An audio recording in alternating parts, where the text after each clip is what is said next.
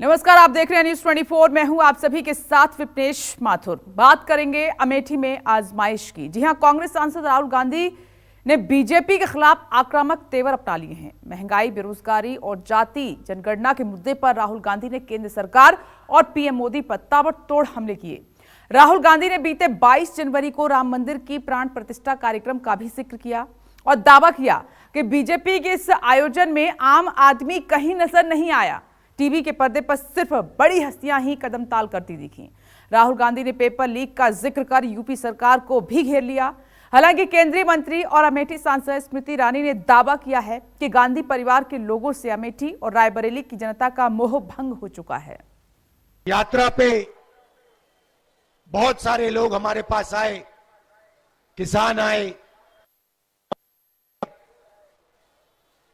गरीब लोग आए, छोटे व्यापारी आए, और जो उनके दिल में था उन्होंने हमें कहा। बेरोजगारी की बताई बात, महंगाई की बात बताई, जीएसटी की शिकायत की। साल दूसरी भारत जोड़ो यात्रा की, मणिपुर से महाराष्ट्र तक, और आज मैं आपके सामने यहां अमेठी में हाजिर हूं। जनता के लिए जितने नरम दिखे, सत्ता की बारी आते ही गर्म हो गए। अमेठी की जनता का जोश देखकर राहुल गांधी का अंदाज आक्रामक हो जाए। सत्ता पर हमले का सिलसिला शुरू हो गया। राहुल के अल्फाजों ने जनता के अंतस को भी झकझोर दिया। राम मंदिर का आपने इनॉग्रेशन देखा, सबने देखा। मुझे बताओ, अंबानी का चेहरा देखा, अमिताभ बच्चन का देखा, किसी किसान का देखा, किसी मजदूर का देखा, किसी गरीब का देखा? हिंदुस्तान की राष्ट्रपति आदिवासी है। हिंदुस्तान की राष्ट्रपति आदिवासी है।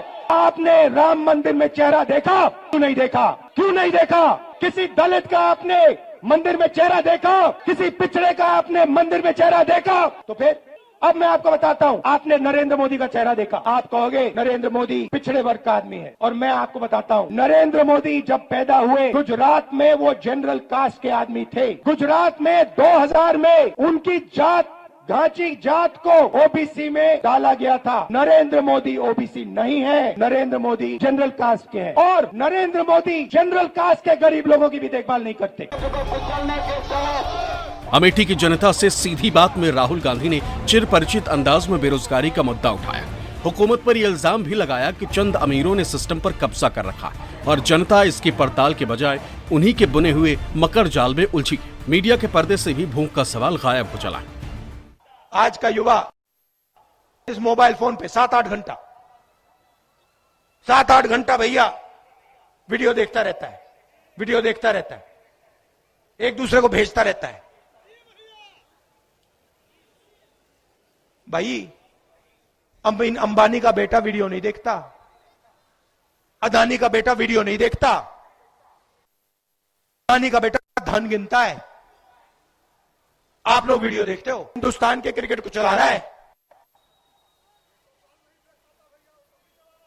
उसने भैया क्रिकेट शॉट मारी कभी जिंदगी में?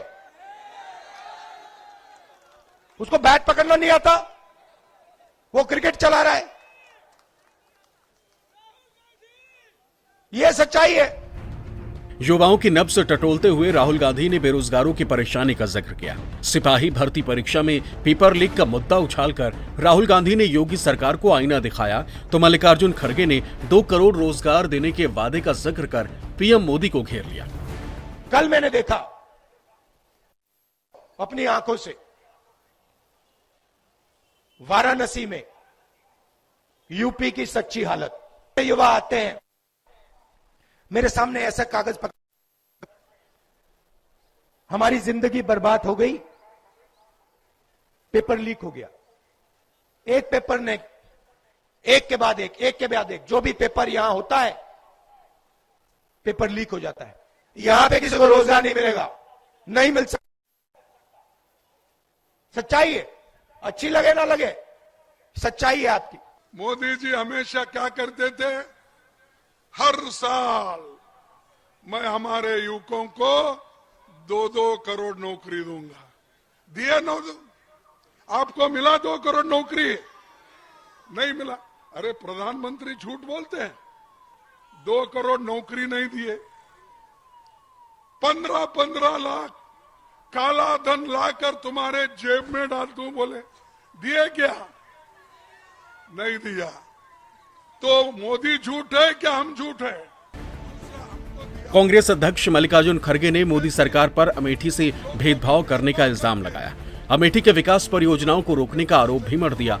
हालांकि केंद्रीय मंत्री और अमेठी की सांसद स्मृति ईरानी ने वायनाड से चुनाव लड़ने को लेकर राहुल गांधी पर तंज कसा। रायबरेली का जिक्र कर गांधी परिवार को भी घेर लिया। नरेंद्र मोदी देखे,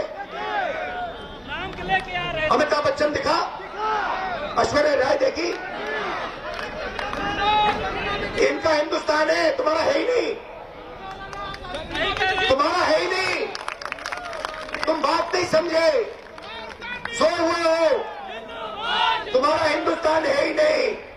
तुम्हारा काम भारत माता की जय, तुम्हारा काम जय श्री राम, उनका काम पैसे गिनने का, उनका काम प्राइवेट हवाई जहाज में उड़ने का, उनका काम मजे लेने का।